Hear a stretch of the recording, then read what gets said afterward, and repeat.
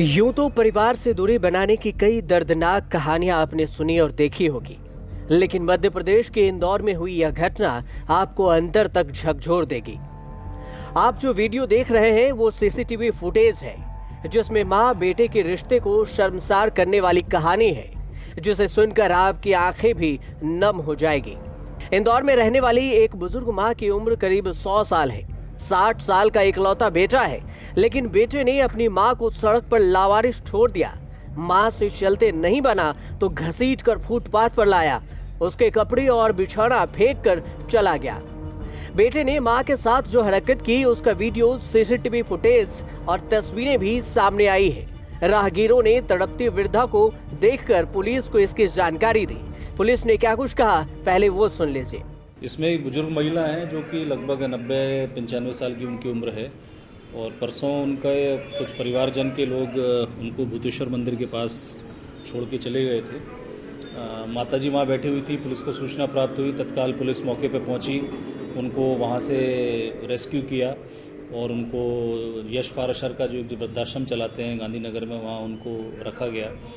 और सीसीटीवी कैमरे के माध्यम से पता किया गया कि चूँकि वो काफ़ी निस्सहाय टाइप की हैं, तो स्वयं तो वहाँ आ नहीं सकती थी, तो उनको कौन लेके आया, इसके संबंध में जब सीसीटीवी कैमरे के माध्यम से पता किया गया और सोशल मीडिया पे आदि पे वो जानकारी डाली गई, तो पता चला कि जो उनके जो बच्चे हैं उनके बारे में पता चला।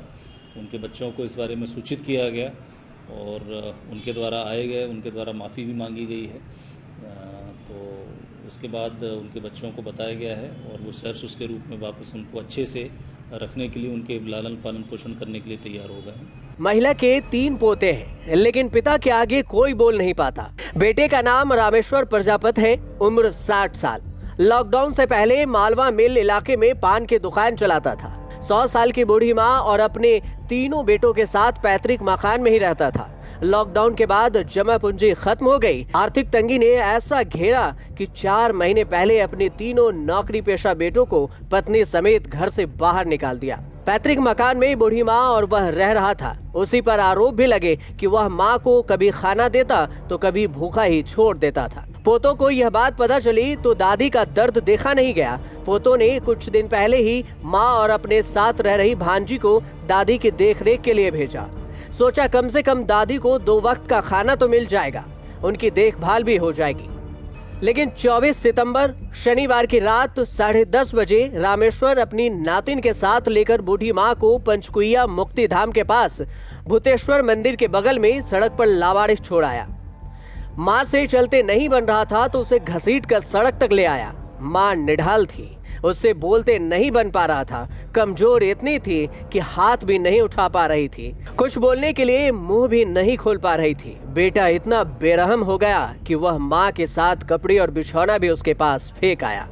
भूतेश्वर मंदिर के पास वृद्धा को तड़पते देख राहगीरों ने 100 नंबर पर पुलिस को सूचना दी। पुलिस ने पितृक पर्वत के नजदीक संचालित ओल्ड एंड वृद्धा आश्रम के संचालक यश पराशर को मौके पर बुलाया। इधर पुलिस ने आसपास लगे सीसीटीवी कैमरे से फुटेज देखे तो सोमवार तक पूरी सच्चाई सामने आ गई। आसपास के सीसीटीवी फुटेज में दिखाई दिया कि बेटा शनिवार रात 10:30 बजे जबरदस्ती करते हुए वृद्धा को सड़क तक लाया। वह चल पाने में असमर्थ थी तो उसे घसीटते हुए सड़क किनारे छोड़ा। इस दौरान उसके साथ एक लड़की भी थी। दोनों ने अपना वाहन दूर खड़ा किया था। उन्होंने वृद्धा को सड़क किनारे जबरदस्ती बैठा दिया। बेटे ने कुछ कपड़े और बिछाने के लिए दरी वृद्धा के पास फेंकी और वहां से चला गया। लड़की के बारे में खुलासा हुआ कि वह नातिन थी जिसे बेटों ने देखभाल के लिए भेजा था। मां को लावारिस छोड़ने के लिए बेटा उसे दबाव बनाकर अपने साथ ले आया था। जब उनसे पूछा गया कि बेटा या परिवार के लोग मारपीट भी करते हैं तो वृद्धा ने गर्दन हिलाकर हाँ में जवाब दिया। यह देखकर वृद्धाश्रम के स्टाफ की आंखें भी नम हो गई। कहानी में पहला ट्विस्ट अगले दिन यानी रविवार को आया। वृद्धा के बेटे रामेश्वर को भूतेश्वर मंदिर के नजदीकी लोगों ने जानकारी दी तो उन्होंने बूढ़ी महिला को वृद्धाश्रम लाने के लिए फिर से पहुंच गए। तब रामेश्वर तत्काल ओल्ड एंड वृद्धाश्रम पहुंचा। यहाँ संचालक यश पराशर से मिला और कहा कि मैं किए हुए पर शर्मिंदा हूँ, मुझसे गलती हो गई, मुझे माफ कर दो। उसके बाद पुलिस ने उसे अपने वृद्ध माँ को सुपुर्द कर दिया और फिर वहां से वो अपनी माँ को लेकर घर चला गया। ब्यूरो रिपोर्ट, न्यूज़ तक।